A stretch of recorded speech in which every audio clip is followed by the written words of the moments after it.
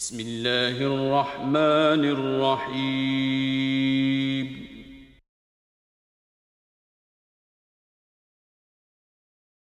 مولاي صل وسلم دائما أبدا على حبيبك خير الخلق كلهم.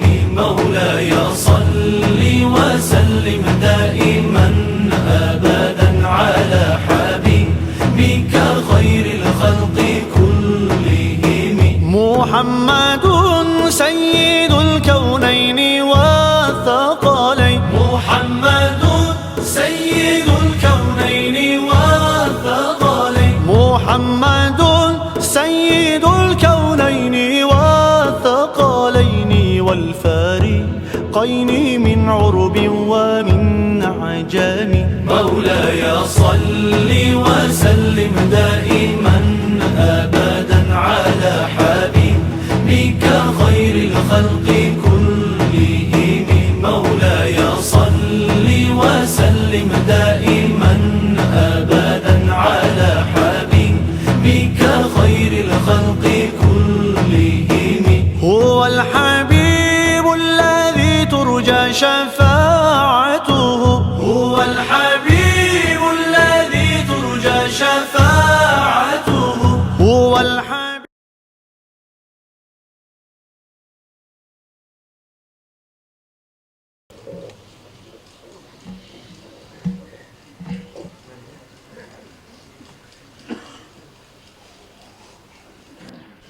بسم اللہ الرحمن الرحیم. رب اشرح لی صدری ویسر لی امری واحلل عقدۃ من لسانی یفقہوا قولی.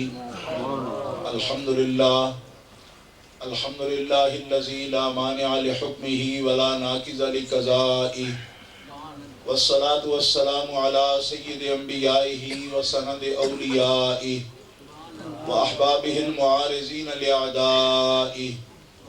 اما بعد فاعوذ باللہ من الشیطان الرجیم. بسم اللہ الرحمن الرحیم. یا ایہا الذین آمنوا اطیعوا اللہ واطیعوا الرسول واولی الامر منکم. صدق اللہ العظیم. ان اللہ وملائکتہ یصلون علی النبی یا ایہا الذین آمنوا صلوا علیہ وسلموا تسلیما. الصلاۃ والسلام علیک یا رسول اللہ وعلی آلک واصحابک یا حبیب اللہ. الصلاۃ والسلام علیک یا رحمۃ للعالمین وعلی آلک واصحابک یا خاتم النبیین. مولاي صل وسلم دائما ابدا على حبيبك خير الخلق كلهم. محمد سيد الكونين والثقلين والفريقين من عرب ومن عجم. فإن من جودك الدنيا وضرتها ومن علومك علم اللوح والقلم. فاق النبيين في خلق وفي خلق ولم يدانوه في علم ولا كرم. وكلهم من رسول الله ملتمس غرفا من البحر أو رشفا من الديم. منزه عن شريك في محاسنه فجوهر الحسن فيه غير منقسم. أبان مولده عن طيب عنصره يا طيب مبتدأ منه ومختتم. وبات ايوان كسرى وهو منصدع كشمل اصحاب كسرى غير ملتسم. ثم الرضا عن ابي بكر وعن عمر وعن علي وعن عثمان ذي الكرم والآل والصحب ثم التابعين لهم اهل التقى والنقى والحلم والكرم. رب صل وسلم دائما ابدا على حبيبك خير الخلق كلهم. اللہ تبارک و تعالی جل جلالہ وعم نوالہ وعظم شانہ کی حمد و ثنا حضور رحمت عالم نور مجسم شفیع معظم قائد المرسلین سید النبیین جناب محمد مصطفیٰ احمد مجتبی صلی اللہ علیہ وآلہ وصحبہ وبارک وسلم کی بارگاہ اقدس و انور میں ہدیہ صلاۃ و سلام عرض کرنے کے بعد معزز و محترم حاضرین، اہل اسلام، اہل سنت و جماعت، عاشقان مصطفیٰ، آج کی یہ عظیم الشان مبارک ایمان افروز تقریب مقدس حضور نبی مکرم علیہ السلام کے میلاد پاک کے سلسلہ میں انعقاد پذیر ہے. اگرچہ اس جامع مسجد میں اس مسجد شریف کی انتظامیہ کی طرف سے بھی کئی محافل میں حاضری کا شرف حاصل ہوا ہے، لیکن آج خاص طور پر خطیب مسجد علامہ مولانا محمد منیر احمد صاحب قادری نوشاہی وہ تاکیداً اعلان فرما رہے ہیں کہ آج کی محفل مبارکہ کا اہتمام اس جامع مسجد کے نمازیوں نے کیا ہے، اور دیگر معاونین حضرات ان کے نام تفصیل کے ساتھ انہوں نے ذکر کیے ہیں۔ یہ بھی ایک اعزاز ہے دینی، اس لیے نام لیے جاتے ہیں، ورنہ جن کی یاد منائی جا رہی ہے وہ اللہ کے اذن سے ایسے علیم و خبیر ہیں کہ دل کے ارادوں کو بھی اور سویدہ قلب میں چھپی ہوئی محبتوں کو بھی پہچانتے ہیں، اور جو لوگ حسن نیت کے ساتھ اپنے آقا و مولا صلی اللہ تعالیٰ علیہ وسلم کا کسی طریقہ سے بھی اعزاز کرتے ہیں اور ان کا ذکر کرتے ہیں، اس کا اہتمام کرتے ہیں، تو آپ اللہ تعالیٰ کے دیے ہوئے علم و خبر سے ہر ایک سے واقف ہوتے ہیں اور اپنے غلاموں کے حال پر توجہ بھی فرماتے ہیں۔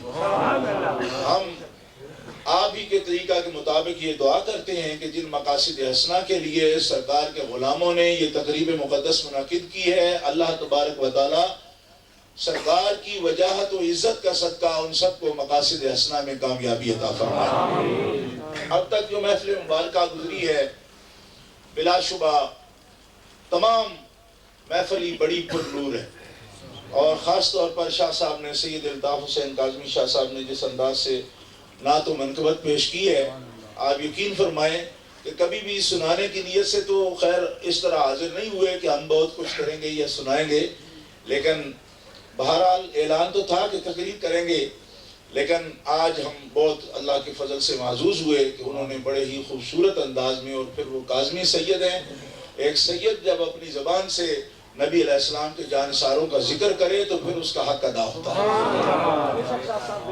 انہوں نے بڑا خوبصورت کلام پیش کیا، اور حضرت علامہ مفتی محمد اسلم صاحب قادری نے نوشاہی نے آپ کے سامنے مدرسہ کے بارے میں جو حضور قبلہ عالم دامت برکاتہم القدسیہ حضور شیخ الاسلام والمسلمین حضرت قبلہ پیر سید معروف حسین شاہ صاحب عارف قادری نوشاہی دامت برکاتہم القدسیہ کا جو منصوبہ طالبات کی تعلیم کے بارے میں ہے، اور انہوں نے ایک بہت بڑا ادارہ جو یہاں بریڈ فورڈ 8 میں ہے وہ خریدنے کا ارادہ کر لیا ہے جمعیت تبلیغ الاسلام کی طرف سے، اور اس کے لیے انہوں نے آفر بھی دے دی ہے، تو یہ بہت بڑا تاریخی اقدام ہے۔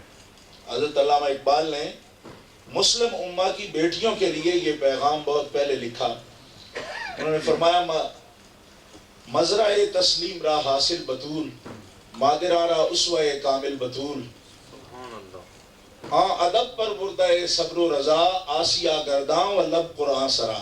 فرمایا امت مسلمہ کی ماؤں کے لیے سب سے بڑا اسوہ حسنہ بطول زہرا فاطمۃ الزہرا کا نقش قدم ہے، کیونکہ تسلیم و رضا کی کھیتی کا حاصل سیدہ فاطمۃ الزہرا ہے، اور ماؤں کے لیے اسوہ کامل سیدہ فاطمۃ الزہرا ہے۔ آپ نے حضرت علامہ نے اس طرف اشارہ کیا، ادب پر بردہ صبر و رضا، حضور اقدس علیہ السلام کی تعلیم و تربیت سے صبر و رضا کی تربیت انہوں نے تعلیم حاصل کی، اور اس کا نتیجہ یہ تھا کہ چکی چلاتی تھی لیکن زبان سے قرآن پاک کی تلاوت جاتی۔ علامہ اقبال نے مسلم امہ کی بیٹیوں کے نام یہ بھی پیغام دیا، فرماتے ہیں اگر پندیز درویش پذیری، ہزار امت بمیرت تو نہ میری، بطول باش و پنہا شو ازی عصر کہ در آغوش شبیر بگیری۔ فرمایا اگر اس فقیر کی نصیحت کو اے امت مسلمہ کی بیٹیوں اگر سن لو تو وہ یہ ہے کہ زمانے کی نظروں سے پوشیدہ ہو کر بیٹھ جاؤ، اور تمہاری گود میں پلنے والے بھی اسوہ شبیر پر تربیت پائیں گے۔ یعنی اگر تم اس نصیحت پر عمل کرو، ہزار امت بمیرت تو نہ میری، قومیں ہزار ہزار قومیں مر جائیں لیکن اگر مسلم امہ کی مائیں اس سبق کو یاد کر لیں کہ انہیں زمانے کی نظروں کے سامنے نمائش نہیں کرنی، بلکہ زمانے سے بطول زہرا کی طرح انہیں چھپ کر اپنی حفاظت کی، عزت و عصمت کی حفاظت کر کے رہنا ہے، تو پھر ان کی گود میں بھی شبیر و شبر جیسے نوجوان تربیت پائیں گے اور پیدا ہوں گے، اور جن کے وجود سے نہ صرف دین و دنیا میں اسلام کی عظمت اور اسلام کی شوکت دنیا کے سامنے آئے گی، بلکہ اللہ تبارک و تعالیٰ کے سامنے بھی تسلیم و رضا کی ایسی صورتیں کم آئی ہوں گی جیسی شبیر و شبر نے پیش کی۔ تو گرامی قدر حضرات، اس کا ذریعہ یہی ہے کہ مسلم امہ کی بیٹیوں کو دینی تعلیم و تربیت دی جائے، اور ان کے سامنے ایسی سیرت نساء اہل بیت کی، پاک بیویوں کی اور امہات المومنین کی سیرتیں اور صحابیات کی سیرتیں ان کے سامنے رکھی جائیں اور ان کی ایسی تعلیم و تربیت دی جائے۔ اس لیے یہ ایک ایسا فرض تھا جو آج تک شاید کم لوگوں کو اہل سنت و جماعت میں اس کی طرف توجہ کرنے کی ضرورت محسوس ہوئی، لیکن حضرت نے جیسا کہ مساجد اور مدارس کے قیام میں ہمیشہ وہ سابق بالخیرات ہیں، اللہ کے فضل و کرم سے سبقت لے جاتے ہیں، اس عمر میں بھی سبقت لے گئے۔ لہٰذا میں آپ حضرات کو صرف یہی اشارہ کرنا چاہتا ہوں کہ ان کے اس کام میں بہت بڑی ضرورت ہے ملت اسلامیہ کی، اور خاص طور پر اس ملک میں، تو آپ سب حضرات کو اس طرف توجہ کرنی چاہیے۔ اجتماعی طور پر جب ایسے کام ہوتے ہیں تو پھر ان کا کرنا آسان ہو جاتا ہے جب سب لوگ اس ضرورت کو محسوس کرتے ہوئے تعاون کرتے ہیں۔ اللہ تبارک و تعالیٰ آپ سب حضرات کو اس میں بڑھ چڑھ کر حصہ لینے کی توفیق عطا فرمائے۔ گرامی قدر حضرات، حضور نبی اقدس علیہ السلام آپ کی شان اقدس کے بارے میں پورا ربیع الاول شریف کا مہینہ محافل منعقد ہوئیں۔ آج اتفاق سے شاید یہ ماہ مقدس کا آخری دن ہے، آج 29 ربیع الاول ہے، اور اگر آج چاند ہو گیا تو یہ آخری دن ہے، اور اللہ کے فضل و کرم سے آپ میں سے کتنے مسلمان ہیں جو اللہ تعالیٰ کی بارگاہ میں نہایت ہی عجز کے ساتھ، تواضع کے ساتھ، میں یہ بھی کلمہ کہوں گا کہ یہ شہادت پیش کر سکتے ہیں کہ یا اللہ، ہم نے اس مہینے کی ابتدا بھی تیرے حبیب کے ذکر سے کی ہے اور انتہا بھی تیرے حبیب کے ذکر سے۔ تو ان مقدس ساعتوں میں ہم ذکر کریں گے، کوئی نئی بات نہیں ہے، کوئی یعنی نئی تقریریں نہیں ہیں، کوئی اس میں نکتہ آفرینی نہیں ہے۔ کیوں کہ 1422 سال 23 سال ہجرہ کے گزر گئے، کوئی لمحہ زندگی کا ایسا نہیں گزرتا جس میں نبی کریم علیہ السلام کی تعریف نہ کی گئی۔ وہی باتیں ہیں جو قرآن و سنت میں ہوئی ہیں۔ امت مسلمہ کا ایک ایک فرد اپنے آقا و مولا کی عزت کو، ان کی عظمت کو، ان کی شان کو، ان کے مرتبہ کی رفعت کو اچھی طرح پہچانتا ہے۔ آج میں آپ حضرات کے سامنے یہ بات رکھنا چاہتا ہوں کہ بحیثیت امتی ہمیں نبی کریم علیہ السلام کے بارے میں کس قسم کا رویہ رکھنا چاہیے۔ خاص طور پر یہ بات میں عرض کروں گا، ان کی عظمت میں تو شک ہی نہیں، لیکن ہمیں یہ احساس ہر وقت ہونا چاہیے کہ بحیثیت امتی ایمان ہم سے کیا تقاضا کرتا ہے کہ ہمیں رسول اللہ صلی اللہ علیہ وسلم کے ساتھ کس قسم کا رویہ رکھنا چاہیے، اور ان کے بارے میں اپنا مزاج، اپنی طبیعت، اپنی سوچ، اپنا ذوق کس قسم کا اپنا رکھنا چاہیے، اس بارے میں میں قرآن و سنت کی روشنی میں چند اشارات دوں گا۔ پہلی بات یہ ہے کہ اللہ تبارک و تعالیٰ کا قرآن ہم سے تقاضا کرتا ہے کہ اے ایمان والو، میری اطاعت کرو اور میرے رسول کی اطاعت کرو۔ یہ پہلا تقاضا ہے جو قرآن ہم سے کرتا ہے۔ یعنی حضور نبی کریم علیہ السلام کے بارے میں پہلا رویہ جو ایک مسلمان کے لیے قرآن متعین کرتا ہے وہ یہ ہے کہ اے مسلمانوں، میرے رسول کی اطاعت کرو۔ پیار سے کہیے سبحان اللہ۔ مسلمانوں کا رویہ پہلا کیا ہونا چاہیے کہ وہ مطیع ہو اور رسول اللہ مطاع ہو۔ ہر مسلمان جو بھی کلمہ گو ہے، ہر مسلمان جو اپنے آپ کو مسلمان کہلاتا ہے، اس پر یہ فرض ہے۔ کیوں کہ اقیموا الصلاۃ وآتوا الزکاۃ وارکعوا مع الراکعین جاہدوا فی اللہ، قرآن کے جتنے حکم ہیں، جس طرح اللہ نے وہ حکم دیے ہیں، سب نماز قائم کرو، نماز فرض ہوگی، زکوٰۃ ادا کرو، زکوٰۃ صاحب استطاعت پر سال میں 1 مرتبہ زکوٰۃ فرض ہو گئی. للہ علی الناس حج البیت من استطاع الیہ سبیلا. جس کے پاس زیادہ راہ ہو, زندگی میں 1 مرتبہ اس پر حج فرض ہو گیا. جس حکم سے جس طرح رب نے تمام بنیادی فرائض بندوں پر فرض کیے ہیں, اسی طرح اللہ کا یہ حکم ہے, اے مسلمانوں میرے رسول کی اطاعت کرو. بڑے پیار سے کہیے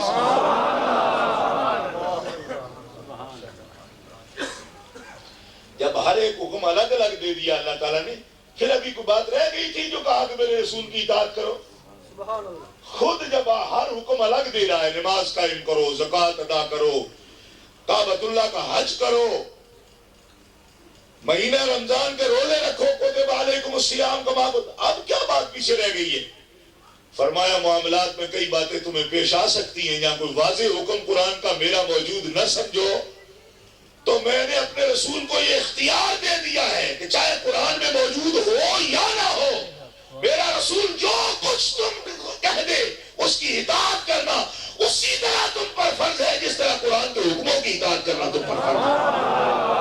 زور سے کہیے سبحان اللہ. ہر ایک وضاحت ضروری ہے. جب ان کی اطاعت ہم پر فرض ہے, ضروری ہے, تو پھر پہلی بات جو سامنے آئی یہ آپ کے مقام کے حوالے سے ہمیں رویہ یہ رکھنا ہے کہ ہم ان کے مطیع ہیں. ہم ان کے مطیع ہیں, بولیے نا, ہم ان کے یہ رویہ ہمیں رکھنا ہے. آپ سے مطیع ہیں اور حضور مطاع ہیں, آپ کی اطاعت ہم پر فرض ہے. اب میں آپ حضرات سے یہ سوال کرتا ہوں کہ جس ہستی کی, جس ذات کی اطاعت فرض ہو, اس کے بارے میں کبھی کسی گوشے میں, ذہن میں, عقل میں, سوتے میں, جاگتے میں کبھی یہ بات آ سکتی ہے کہ ہم ان کے برابر ہو سکتی؟ دیکھیے, جب یہ تصور آ جائے تو پھر کس طرح بندہ اطاعت کس طرح کر سکتا ہے؟ یعنی سوتے میں, جاگتے میں, چلتے پھرتے, سوچتے, سمجھتے, ہر حالت میں عقل و شعور کی دنیا میں یہ ایک کھلی دعوت ہے ہر بندے کے لیے. وہ اس بات پر غور کرے کہ جس ہستی کی اطاعت فرض ہے اس کے بارے میں برابری کا تصور بھی پیدا, زور سے بولو نا, کس طرح جس کی برابری ہو سکتی ہے اس کی اطاعت؟ ایک تو ہے عام مشورہ, با اطاعت کر لو نا, اطیعوا فرض ہے. یا تو یہ مشورہ ہوتا کہ اچھا ہے کوئی مشورہ کر لو ان سے, یعنی بھلائی ہے تمہارے لیے, اس طرح کر لو, تو نہ بھی کرو تو گزارا ہے, کوئی صورت ایسی بنا. اطیعوا الرسول, اے ایمان والو رسول اللہ کی اطاعت کرو. اب اگر کسی کو واو نظر آتی ہے, واو اس میں ہمارے ملک میں ایک فتنہ ہے غلام احمد پرویزی کا, وہ کہتا ہے کہ اس میں واو ہے اس کے اندر. واو تو واو سے کیوں ذکر ہوا جی؟ واو سے کیوں, یعنی اس واو سے مطلب اور ہے, کہا اے نمبر بدل گیا, اس کا نمبر بدل جاتا ہے واو کے ساتھ. حالانکہ وہ عربی نہیں جانتے. علماء یہاں تشریف فرمائے, مفتی صاحب بھی بیٹھے ہیں, علامہ صاحب بیٹھے ہیں, علم نحو کی اور علم بلاغت کی سب کتابوں میں یہ قاعدہ موجود ہے کہ المعطوف فی حکم المعطوف علیہ مطلقاً. معطوف علیہ کے حکم میں ہوتا ہے. اب یا ایھا الذین آمنوا اطیعوا اللہ واطیعوا الرسول میں معطوف علیہ کیا ہے؟ اطیعوا اللہ, اور معطوف کیا ہے؟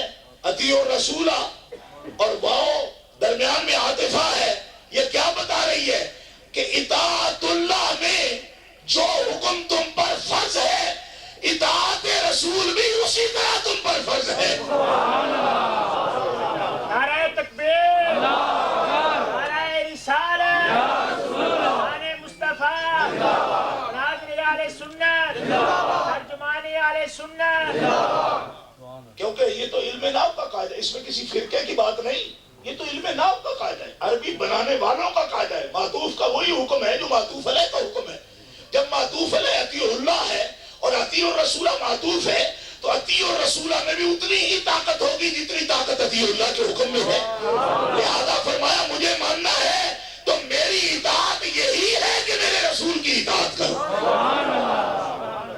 اب دیکھیے گرامی قدر حضرات، اب میں آپ کے سامنے یہ بات عرض کروں گا کہ اطاعت کہتے کسی ہیں.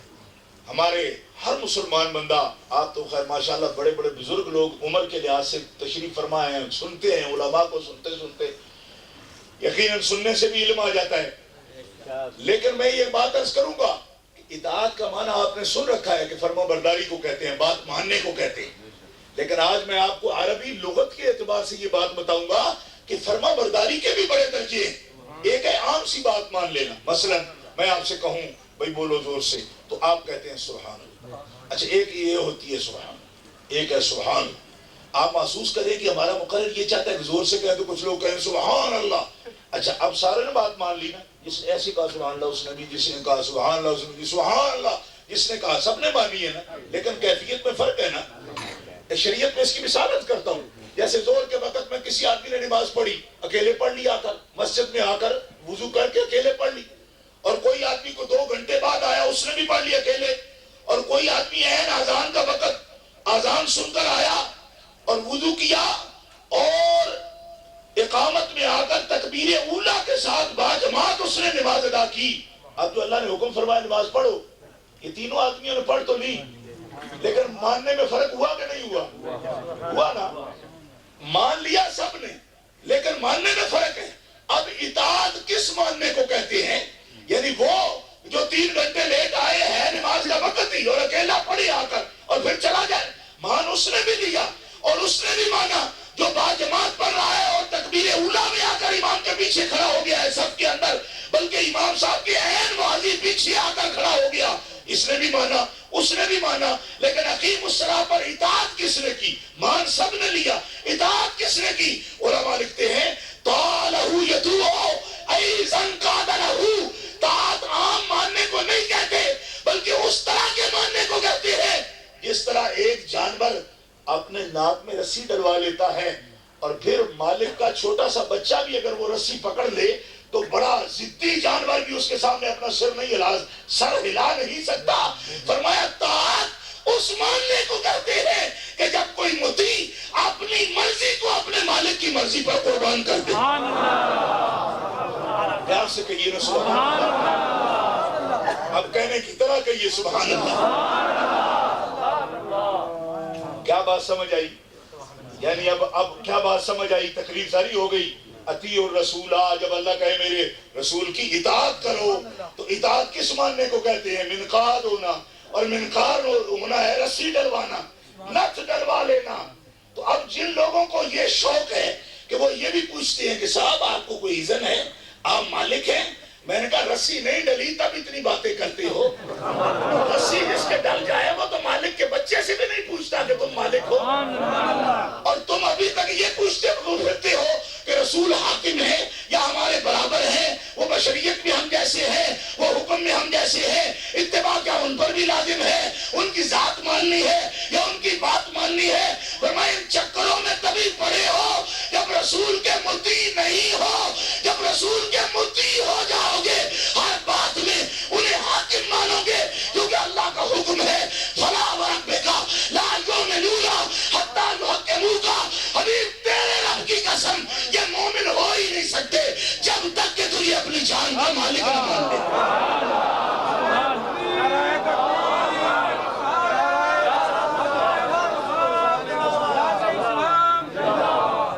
نعرہ تکبیر، نعرہ رسالت، عید میلاد النبی، نادر اسلام، شیخ القرآن والحدیث. گرامی قدر حضرات، ابھی آپ نے نعرہ شریف سنایا مگر اطاعت والا نعرہ نہیں. آدھی اس طرف سے آواز زیادہ آئی ہے ماشاءاللہ، حالانکہ اس طرف بزرگ زیادہ بیٹھے. نعرہ تکبیر، نعرہ رسالت. یعنی نعرہ فقط جذبات کا اظہار ہوتا ہے. تو جذبات نہ ہو پھر نعرہ کیا ہوتا ہے اس کا مجھے آج تک پتہ نہیں چلا. نعرہ کا مطلب یہ ہے، ورنہ اور نعرہ کیا ہے؟ حضرات گرامی توجہ فرمائیے. یہ جملہ جو ابھی میں نے کہا جو حق کے منہ کا ترجمہ میں نے کیا کیا آپ کے سامنے، جب تک اپنی جان کا مالک نہ مانے ہر مسلمان بندہ لا یؤمنون. لوگ کہتے ہیں جی مولویوں کو بڑی عادت ہے اور خاص طور پر مجھے تو بدنام کیا جاتا ہے، شاہ جی کو بڑی سختی کر جاتے ہیں. بھائی میں سختی نہیں کرتا، اللہ کا قرآن کو لا یؤمنون، وہ مومن نہیں ہے. میں غلطی کرتا ہوں، جتنی آپ کہتے ہیں کرتا ہوں، لیکن لا یؤمنون کا ترجمہ تو مجھے کرنے دینا. جو تجھے حاکم نہ مانے حبیب وہ مومن ہے، کہتے ہیں وہ بڑی سختی کرتا ہے. اب لا یؤمنون کا نرم ترجمہ آپ کر کے دکھا دیں کیا بنتا ہے. لا یؤمنون فلا وربک لا یؤمنون حتی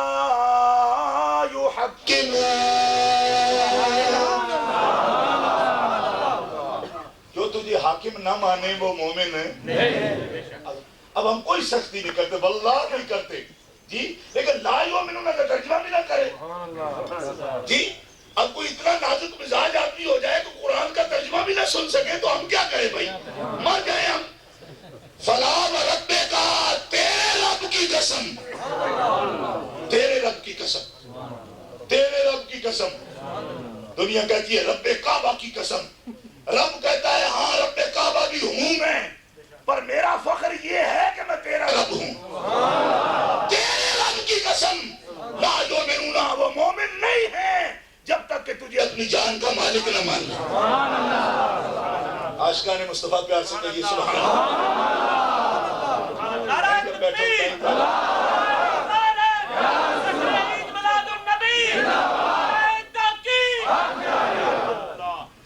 حبیب تیرے رب کی قسم وہ مومن نہیں ہے.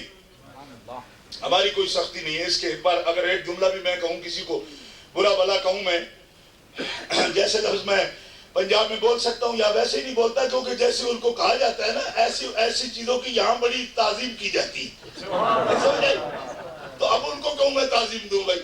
جی ہاں، یہاں تو ان سب چیزوں کی تعظیم ہوتی ہے، وہاں جن کو گالی ہم سمجھتے ہیں. جی ہاں، گرامی قدر اگر لا یؤمنون، وہ مومن نہیں ہے. کب مومن ہوں گے؟ حتی یحکموک، جب تک تجھے حاکم نہ مانے.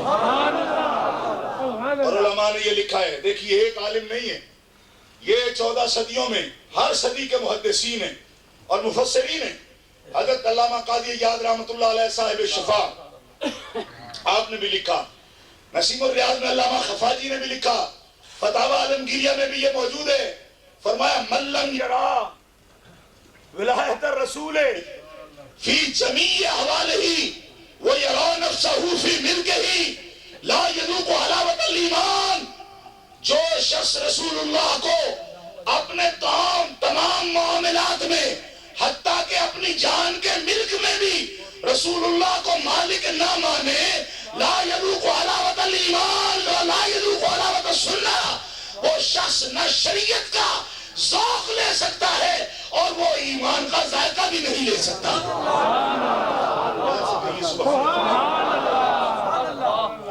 اور بتائیے ایمان کا ذائقہ کسی چیز کا بھی لینا ہو کہاں سے لیتا ہے بندہ؟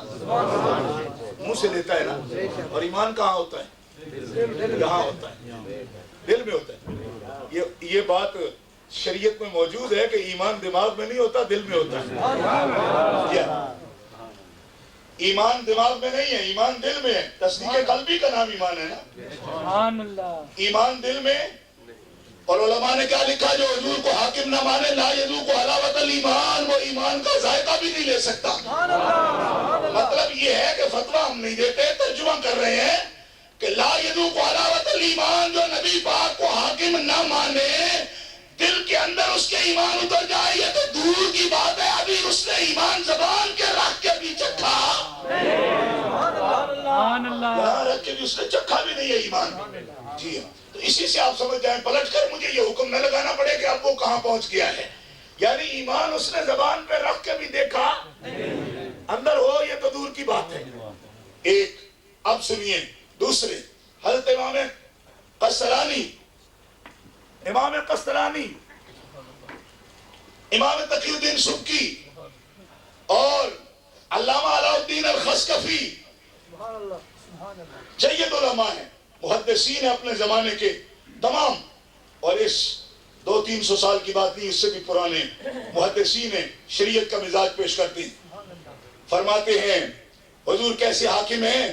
هو صلی اللہ تعالی علیہ وسلم خلیفۃ اللہ الاعظم الذی جعل خزائن کرمہ ومواعظ نعمہ طوع یدیہ بارادتہ یعطی من یشاء ویفعل ما یشاء. فرماتے ہیں وہ صلی اللہ تعالی علیہ وسلم محمد رسول اللہ زمین پر اللہ کے خلیفہ اعظم ہیں. اللہ نے نعمتوں کے سب دسترخوان اور اللہ نے کرم کے سب خزانوں کی کنجیاں محمد رسول اللہ کے ارادے پر رکھ دی ہیں. وہ چاہے اسے اپنے پاس رکھے اور چاہے اپنی امتوں میں تقسیم فرما دے.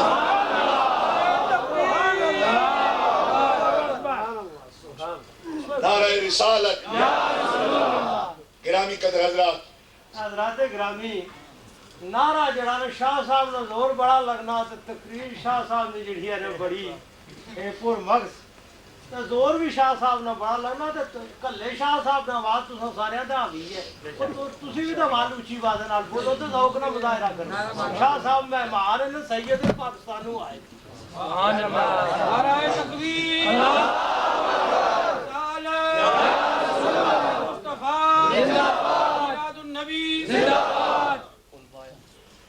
گرامی قدر حضرات، یہ قاضی اعیاد رحمت اللہ علیہ محدث جلیل 500 علماء ہند حضرت امام تقی الدین سبکی جو اپنے عہد کے قرن کے مجدد ہیں، اپنے قرن کے مجدد ہیں، 500 علماء ہند نے 10ویں صدی ہجری میں نبی کریم علیہ السلام کے مقام عظمہ کو بیان کرتے ہوئے یہ چیز واضح فرما دی کہ اللہ تبارک و تعالی جل وعلا نے حضرت آدم علیہ السلام کو بھی زمین پر خلیفہ بنایا. انی جاعل فی الارض خلیفہ. اور یا داؤد انا جعلناک خلیفۃ فی الارض، اے داؤد ہم نے زمین پر آپ کو بھی اپنا خلیفہ بنایا. مگر فرماتے ہیں آدم علیہ السلام خلیفہ اول ہے اور ان کو خلیفہ بنایا. حضرت داؤد کو بھی خلیفہ بنایا. اللہ نے سب نبیوں کو خلیفہ بنایا، پر سب نبیوں کو ہر نعمت میں اپنے حبیب کا مجاز بنایا کہ حقیقت میں خلافت عظمہ رب نے ساری کائنات کی کل اور حقیقت جناب محمد رسول اللہ کو عطا فرما دی. فرمایا اللہ نے کرم کے سب خزانوں کی کنجیاں اپنے حبیب کو دی ہے. حتیٰ کہ دنیا کے خزانے حبیب کے حکم کے تابع ہیں، آخرت کی سب نعمتیں حبیب کے حکم کے تابع ہیں، جنت کے سب دروازوں کی کنجیاں بھی اپنے اپنے حبیب کو عطا فرما. گرامی قدر حضرات، حضرت امام قسطلانی رحمت اللہ تعالی علیہ مواہب الدنیا شریف آپ فرماتے ہیں حضور اقدس علیہ السلام آپ کا اللہ تبارک و تعالیٰ کے ہاں کیا مقام ہے. فرمایا ہر خیر کے لا ينقل خیر الا عنہ، کوئی حکم نافذ نہیں ہوتا مگر ان کی مرضی سے، اور کوئی خیر عطا نہیں ہوتی مگر انہی کی طرف سے، کیونکہ اللہ جل شانہ نے ان کو ہر خیر کا اور ہر امر کا منفذ بنا دیا اور ہر خیر کا مرکز بنا دیا. جسے خیر ملتی ہے انہی کے دروازے سے ملتی ہے، اور جسے جو امر پہنچتا ہے انہی کے دروازے سے پہنچتا ہے. گرامی قدر حضرات، پہلا رویہ میں نے عرض کر دیا، ہر امتی کو اپنے حبیب سے پہلا رویہ کیا ہونا چاہیے؟ اطاعت کا. ہم مطیع ہیں، وہ مطاع ہے. اور یہ کوئی دین نہیں، کوئی احسان نہیں، کوئی فضیلت نہیں، یہ تو حکم ہے. جی اللہ کا حکم ماننے میں جو فضیلت ہے وہ تو ہے، لیکن اضافی کوئی فضیلت والی بات نہیں. یہ تو ضروری ہے، یہ قانون ہے، یہ قانون ہے. ہم مطیع ہوں، وہ مطاع ہوں، یہ قانون ہے. اور جو مطیع نہیں بنتا وہ تو قانونی ضرورت کو بھی پورا نہیں کرتا. یہ کہے کہ اپنے آپ کو مسلمان کہلائے پھر مجھے اس طرف نہ جانا پڑے، وہ تو قانونی ضرورت کو بھی پورا نہیں کرتا جو رسول اللہ کو اپنا حاکم نہیں مانتا. اگر اس قانون کے تابع اسے رہنا ہے اسلام کے دین کے، تو دین کا یہی مزاج ہے، ہم مطیع ہیں، وہ حاکم ہیں. پیار سے کہیے ہم مطیع ہیں، وہ حاکم ہیں. اب دوسرا رویہ، چونکہ ٹائم بھی کم ہے، اللہ فرماتا ہے قُلْ إِن كُنْتُمْ تُحِبُّونَ اللَّهَ فَاتَّبِعُونِي يُحْبِبْكُمُ اللَّهُ. سبحان اللہ، سبحان اللہ، سبحان اللہ. قُلْ قل إن كنتم تحبون الله فاتبعوني يحببكم الله فيغفر لكم ذنوبكم والله غفور رحيم قل أطيعوا الله والرسول إن تولوا فإن الله لا يحب الكافرين. اب بھی کوئی قصور نکلے بھی کافر کہتے ہیں تو ہم نہیں کہتے.